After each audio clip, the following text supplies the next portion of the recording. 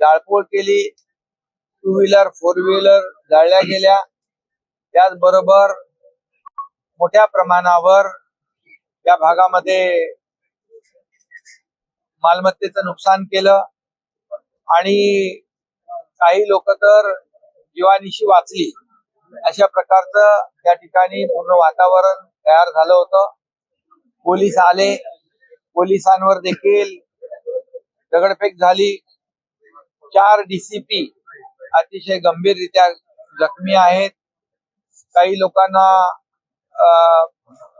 दगडांनी दगडफेक केल्यामुळे जखमी झालेत.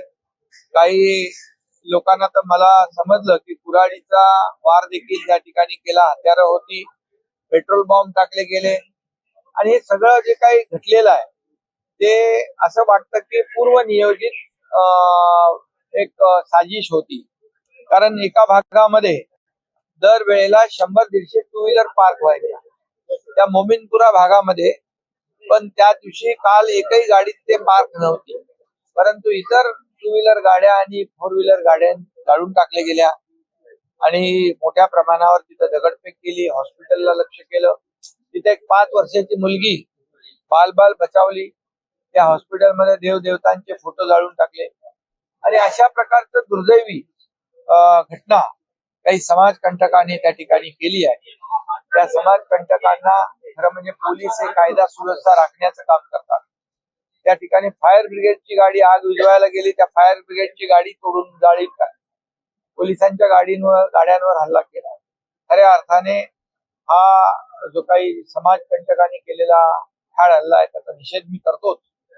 परंतु या ठिकाणी कायदा सुव्यवस्था राखण्याचं काम पोलीस रात्रंदिवस करतात. त्यांच्यावर हल्ला करणं, त्यांना जखमी करणं, DCP लेवलच्या अधिकाऱ्यांवर हल्ला करून त्यांना जखमी करणं ही अतिशय दुर्दैवी बाब आहे. आणि म्हणून जे समाजकंटक आहेत त्या समाजकंटकांना शोधून त्यांच्यावर कडक कारवाई पोलीस करतील.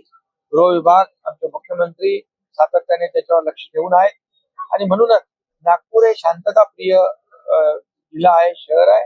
आणि त्यामध्ये अशा प्रकारचं जाणीवपूर्वक दंगल घडवून 2 समाजामध्ये तेढ निर्माण करण्याचं काम, द्वेष पसरवण्याचं काम जे कोणी समाजकंटक करतील त्यांना सोडलं जाणार नाही, त्यांची गय केली जाणार. हिंदी लाईव्ह पर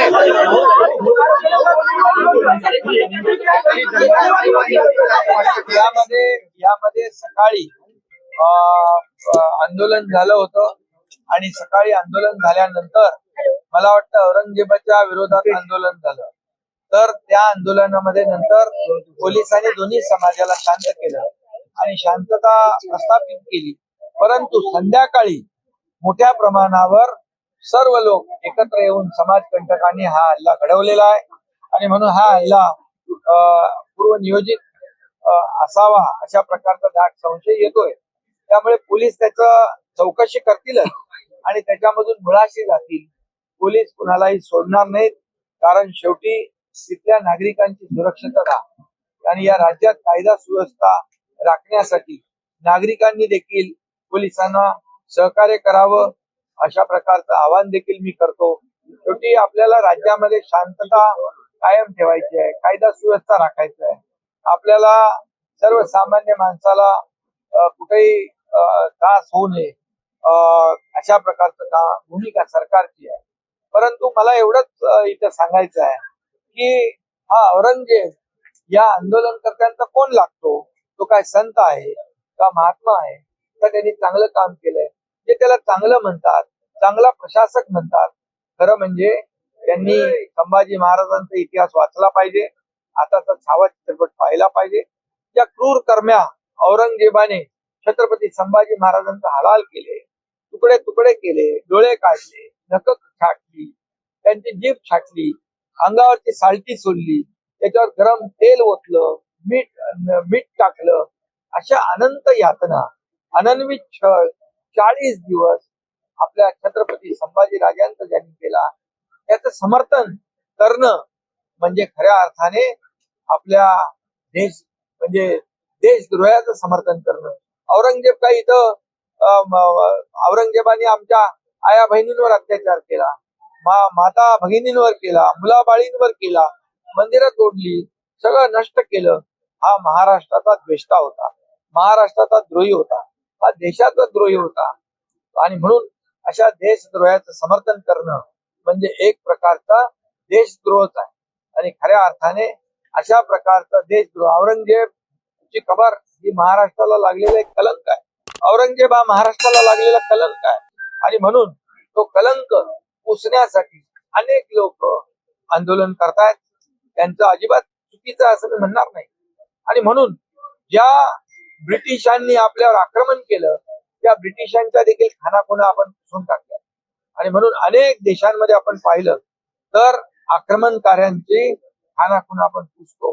आणि म्हणून या औरंगजेबाने तर ब्रिटिशांपेक्षा जुलम केला, जुलमी राज्यकारभार केला आणि सगळ्यांवर अन्याय केला.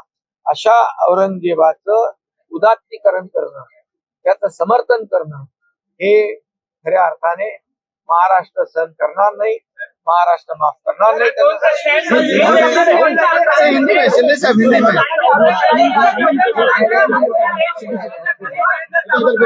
खरं म्हणजे दुसरी गोष्ट,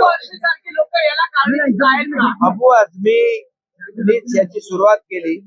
अबू आझमीला काही समाजाची विशिष्ट मतांची जुळवणी करायची, परंतु विशिष्ट मतं घेत असताना समाजामध्ये द्वेष निर्माण होणार नाही याची काळजी घेतली पाहिजे. आणि म्हणून अबू आझमी याला देखील त्याच्यावर गुन्हे दाखल करा म्हणून मागणी केली, त्याला निलंबित करा म्हणून आम्ही निलंबित त्याला केलं सदस्यांनी मागणी केल्यानंतर. आणि म्हणून जे जे लोक औरंगजेबाच्या समर्थनासाठी या राज्यामध्ये बाहेर येतील, पुढे येतील, त्यांच्यावर कडक कारवाई केली जाईल. काल तर परवा कोणीतरी कोणते काँग्रेसचे अध्यक्ष हर्षवर्धन सपकाळ यांनी तर औरंगजेब आणि देवेंद्र फडणवीस मुख्यमंत्री यांची तुलना केली. म्हणाले हे क्रूर प्रशासक आहेत.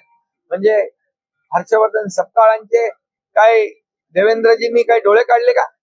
त्यांची जीभ छाटली का? त्यांची नखं काढली का? त्यांची सालपट सोडली का? काय केलं? औरंगजेबाने तर अनन्वित अत्याचार केले. तुम्ही त्यांची बरोबरी त्यांची मुख्यमंत्र्यांच्या बरोबर करता. अरे आम्ही राज्य आदर्श शिवाजी महाराजांचा आदर्श घेऊन चालवतोय, सर्वसामान्य लोकांना न्याय देण्याचं काम करतोय. मी मुख्यमंत्री असताना अनेक योजना आम्ही सुरू केल्या, अनेक लोकाभिमुख कल्याणकारी योजना केल्या, या राज्याला विकासाकडे नेलं. आणि म्हणून 2.5 वर्षात आम्ही काम केलं म्हणून 2.5 वर्षाच्या कामाची पोचपावती जनतेने लँडस्लाईड मॅन्डेट देऊन दिलं. आता मुख्यमंत्री म्हणून देवेंद्रजी आणि आम्ही टीम म्हणून काम करतोय. आणि या राज्यातल्या जनतेला सुखी समाधानी करण्याचाच आमचा अजेंडा आहे. आणि मग औरंगजेब कुठं आणि देवेंद्रजी कुठं, हे असं जे काही ज्या पद्धतीने त्यांना जनाची नाही तर मनाची तरी वाटली पाहिजे होती. आणि मग अशा लोकांना देखील, औरंगजेबाचं उदात्तीकरण करणाऱ्या लोकांना या महाराष्ट्रामध्ये जनता माफ करणार नाही. त्यांनी ह्या केविलवाना प्रयत्न जे करतायत औरंगजेबाची बाजू घेऊन, औरंगजेबाने महाराष्ट्राचा घास घ्यायला आला होता, औरंगजेब महाराष्ट्राला उद्ध्वस्त करायला आला होता. आणि त्याचं समर्थन करणारा कुणी असेल त्याला बिलकुल सोडलं जाणार नाही. खरं म्हणजे मी हेही सांगेन की या देशातला सच्चा मुसलमान हे तोही औरंगजेबाचं समर्थन करणार नाही. मग हे समर्थन का करताय? यांचा औरंगजेब कोण लागतोय? नातेवाईक लागतोय का? सगळा सोयरा लागतोय की आणखी कोण लागतोय? आणि म्हणून औरंगजेब हा देशद्रोही आहे, हा राष्ट्रद्रोही आहे. आणि म्हणून देशभक्त जनता ही महाराष्ट्रातली त्याला सहन करणार नाही.